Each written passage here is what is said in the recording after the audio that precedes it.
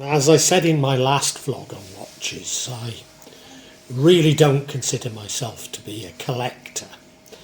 Just somebody that likes old watches. And certainly in Indonesia they're very cheap, so I often buy them. They're not investment grade, as I've said before, and as you will see. I do, however, watch vlogs by sort of watch experts on this platform.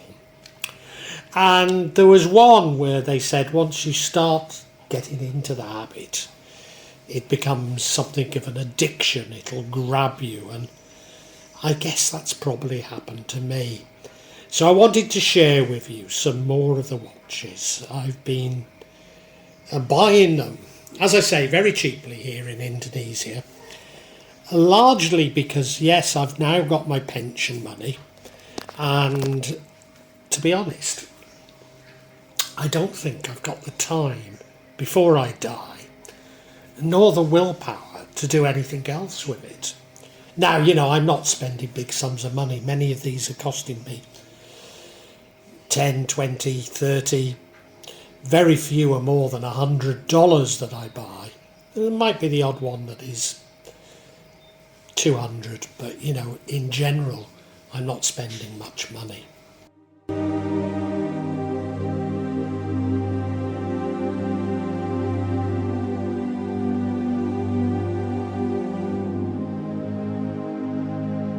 First one I want to show you is this Everite from the early 1960s.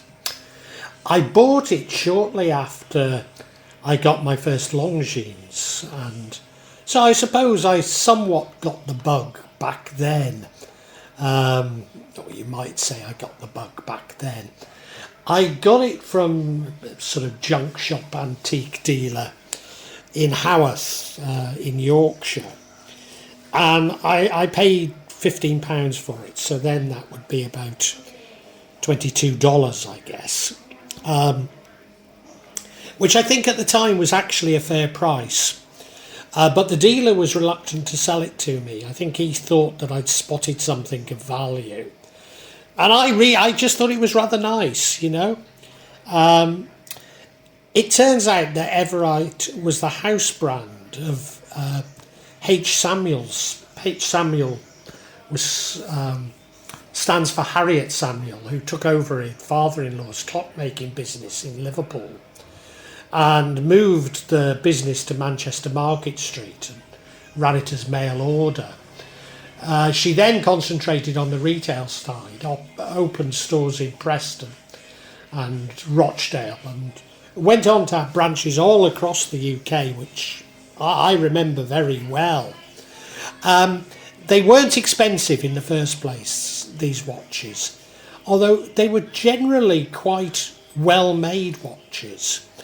Most of them had the Landeran 4750 movement, which didn't appear until 61, so it's got to be after 1961. And interestingly, well, many companies used that, including Cami, Hamilton, Mira, Rotary, Waltham, West End, and I've shown you one of my West End watches. So, you know, a number of quite prestigious companies used this movement. And in fact, they're often called Everite Rotary.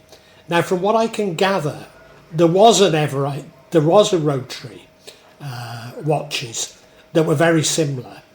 And that these aren't necessarily connected. Although, I mean, it is possible they were made by Rotary. It is just possible. But experts tend to discount that. Yeah, it was Everite King was owned by Rotary, and I think hence the confusion. But as I say, it's just possible they were made by them. It is quite a nice watch. It is quite well made. So, you know, I do rather like it. Yeah.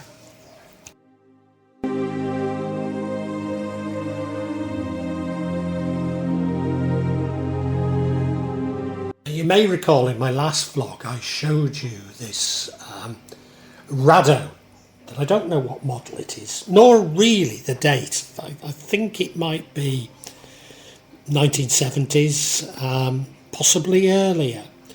But it's it could be, yeah, it could be a Voyager. It was a little bit beat up, and as I was looking at it, I thought, I know what's wrong with this. There should be a ring around the dial. And I managed to buy one. It's actually a ring for a Mido. Now, funnily enough, I bought the Rado and the Mido at the same time. But I bought this Mido ring, and it fits. And it makes the watch look completely different now. In fact, I think it looks smashing. I don't know about you. So I'm very happy with this watch now.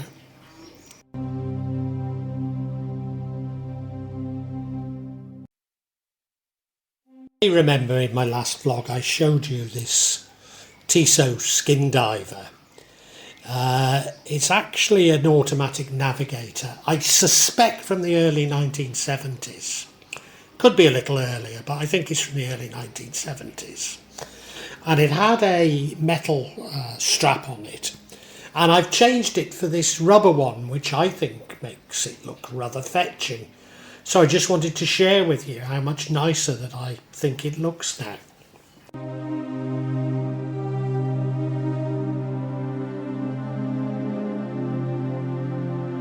And now, having shown you my Tissot diver, I bought this rather fantastic Orient diver. Now, you might have wondered why I haven't shown you Orient watches before, because as you know, I like Seiko. Well, I like Seiko largely because my dad bequeathed me a Seiko, and Orient is loosely owned by Seiko now, but its origins go back to 1901, and you know, it always made its own movements. So it does have an illustrious history. How it came to be part of Seiko was it was bought out by Epsom, and then Seiko now owns Epsom. So it's somewhat separate from Seiko,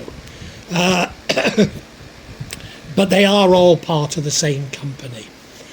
And you know, they make, well, I think, lovely watches.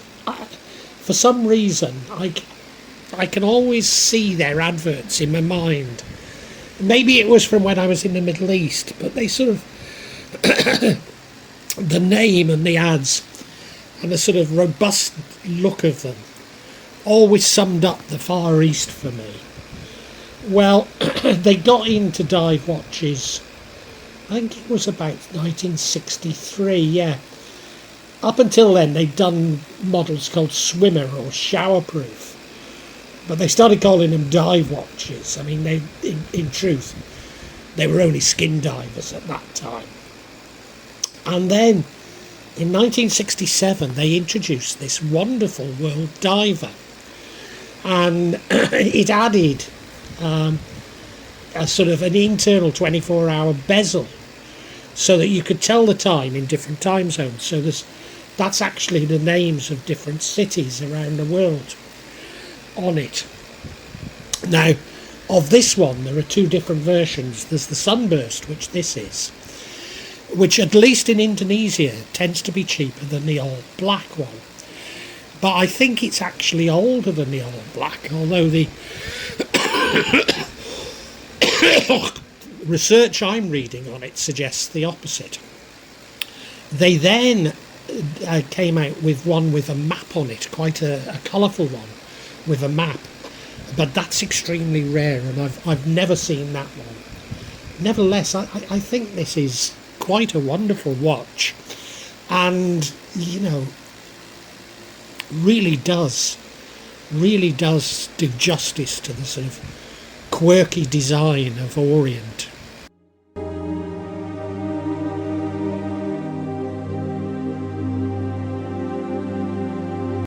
In the 1970s, Orient introduced the TriStar collection, And this is remarkably similar to the TriStar watches, but it doesn't have 3 stars on it, nor indeed does it have 3 A's, which you sometimes find. So I suspect it could be earlier. It could be very early 1970s or 1960s, but they're still making TriStars today, so who knows. The other alternatives could be, there's the Orient Bambino, which it's a little bit less like, and it's very like the Orient Crystal, but it's all of these from around the 1970s. So I'm not too certain, but it is a classic Orient watch, and being a Manchester City supporter, it's a watch that I always wear when they're playing.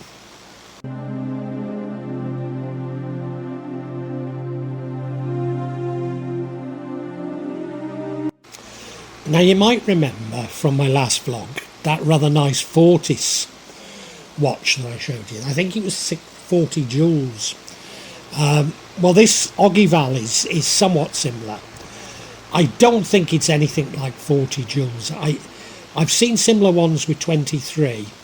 I have seen others that are, was it 40? 30 joules. But I think this is probably like the 23. But it's quite a nice, simple watch. Ogival goes back, well, it's got quite a prestigious history. It goes back to 1929, when it was founded in La Chaux de Fonds. In the 1970s, which is when I think this is from, they sold mass market, but upmarket watches under the Ogival and Miravigne brands. Very briefly, they took over Ulysses Nardine, but sold it in 1983. But I think it's a lovely, simple watch.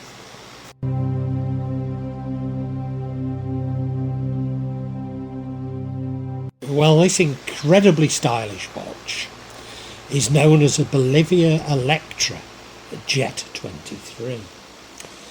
And it's a little bit confusing because a number of Swiss and French companies came together to create the Electra brand.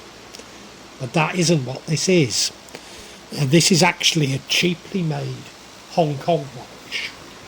Some people suggest that the 23 doesn't mean 23 joules, and it was just a marketing gimmick. It also boasts an unbreakable mainspring, which again is suggested is just a gimmick. Given that this one has stopped, maybe they're right. But it is quite a fantastic looking watch, isn't it? Particularly with this strap that I found for it. I probably ought to add that it's almost certainly from the 1970s. I mean, they did keep producing these up until the 1980s, so it could be later. It's got a very classic 1970s feel, 1970s feel to it, hasn't it?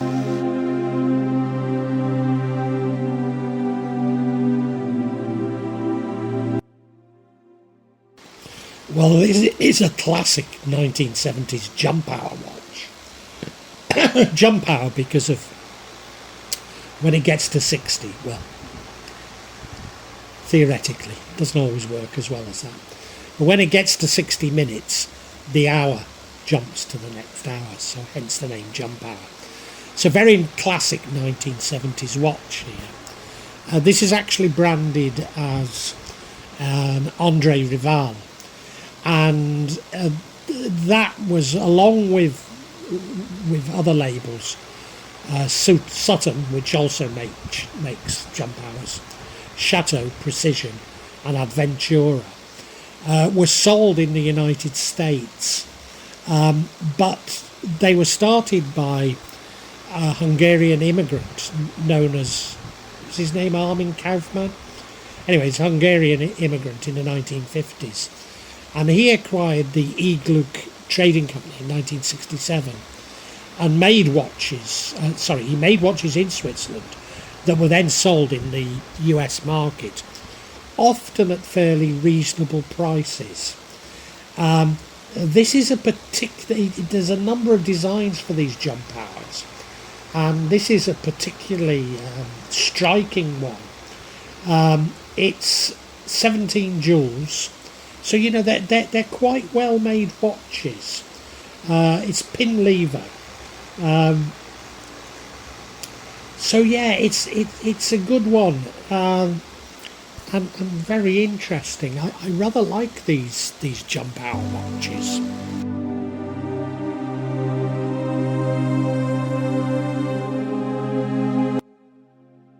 Now, as you'll have heard, I refuse to call myself a watch collector, but if there is a brand that I've got, or getting something of a soft spot for, it's Garuda. And I fell for the original explanation, which may have some truth in it, that it was originally created in the 1960s by President Bung, and he wanted a watch to be named after the Indonesian national symbol, the Garuda bird. And one of the stories goes that he created them for the 1962 Asian Games, to both sell and to give to guests. Another story is that they were distributed to athletes and attendees of the games of the newly emerging forces in 1963. Now, of course, both could be absolutely true. Many of them use the Rondomatic 1219 and Rondomatic 1238 calibers, although others do use the Abosch's Bettelach EB 8800, and also the some say the Thalassa Benatour, which I think it was a French movement. So they're quite well made. It's unknown if they were actually made in Indonesia, and indeed there seems to be increasing evidence that the story about Bung Karno is a fabrication. Nothing new there, you know. It's probably that they were assembled in Singapore and Hong Kong, although maybe some might have been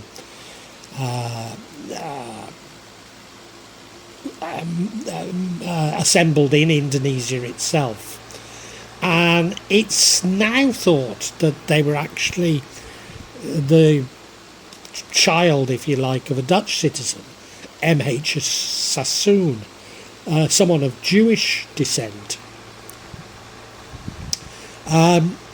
Certainly some were, there's no doubt that some were manufactured or assembled in Hong Kong. There's other watches that seem to have got a similar history that you can also pick up very cheaply in Indonesia. One of them is called Nelson. Another is Samson, Wings and Kent. They all look very similar, and they're all very, very cheap in Indonesia. So it's suspected that all were manufactured in the same factory. Do they date back to the 1960s? Maybe. Certainly 1970s, 1980s. Most of them come from around then. They have... I ought to say you can find them in Malaysia, Singapore, and also India as well. But particularly Singapore, you tend to find them. They have most wonderful names. There was a golden series, Golden Jet, Golden Bird, Golden Circle, Golden Star. Single name series, Rainbow, Starlight, Elegance, Creation, Premier. And then they had things like, there was the Presidential Jet series, of which this is one, which had World Travel, Space Lord, Jetstar, I think. Oh no, this is President Jet. Jet Travel, President Jet and Presidents, and the Black Series, Black Knight and Black King. So wonderful, wonderful names, and you know they're very interesting, I think, and you can pick them up very, very inexpensively in Indonesia.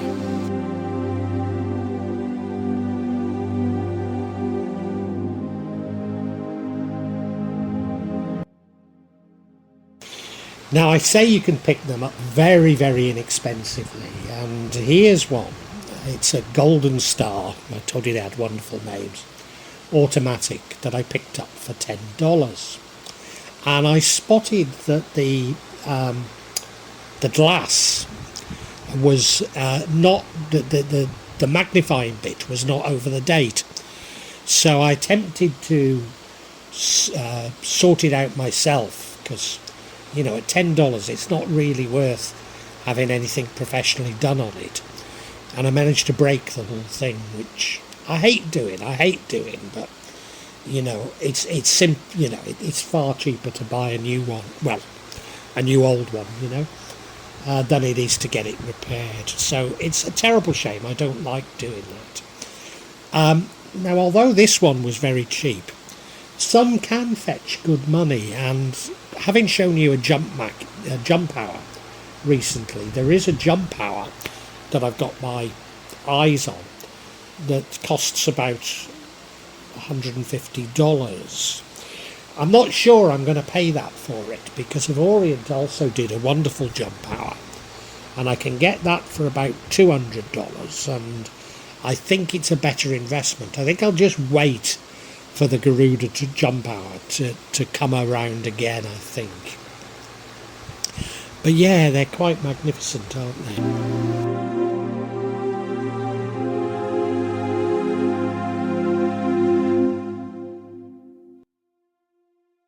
Now this watch says Laurel on it and has a very nice Laurel logo, but I understand that it's an Omidox, and Laurel was just a name they gave to it.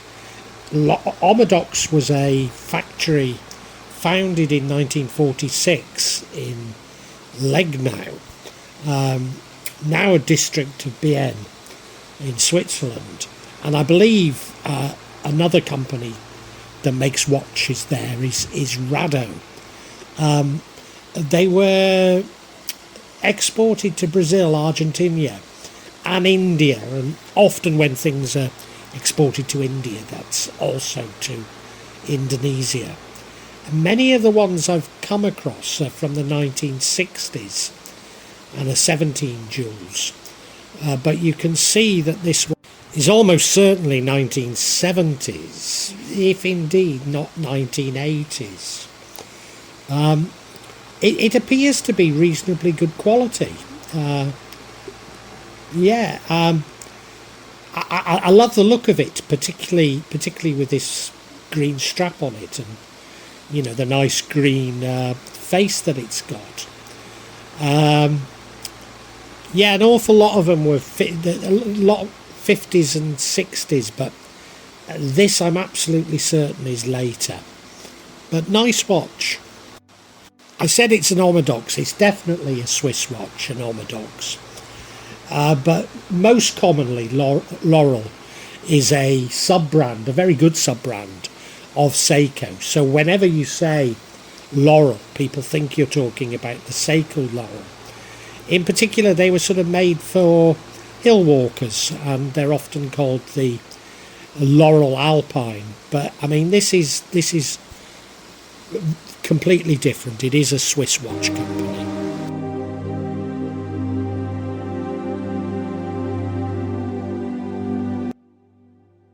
Here's another Tissot. It's actually my wife's. I mean, when I bought it, it didn't specify if it was male for men or women. When it arrived, it was so tiny, it was obvious that it was a female's watch.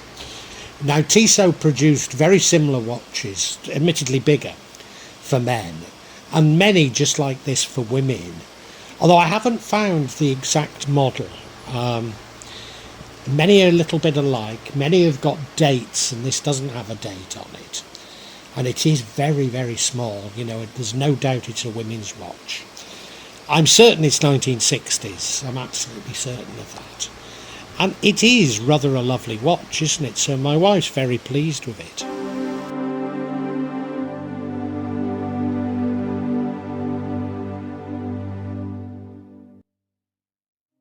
I came across a seller in Kalimantan, that's the island you'd know as Borneo, and the watches were extremely cheap. So the next three are all from them. I actually gave every one of them away because all of them are quartz, and I really don't collect quartz. So I gave them all away, but I mean, all three watches didn't cost me more than $6 or $7. $6, yeah. So extremely cheap. So the first one really is that 3-star Orient, but it's quartz. So I'd normally say this is definitely 1970s. I mean, it still could be, but I suspect it could be a little bit later. And as I say, although I like it, you know, I've given it away because it's quartz.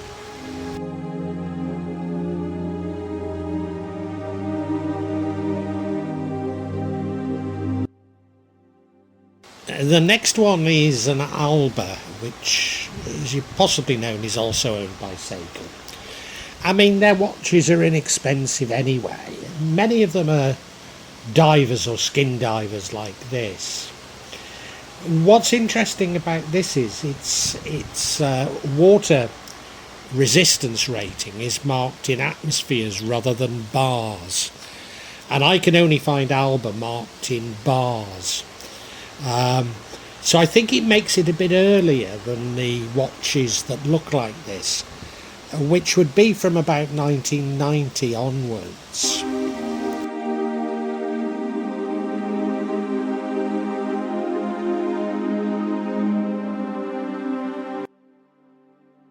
I actually gave that Orient 3-star to my eldest stepdaughter's boyfriend, and I gave the Alba to her.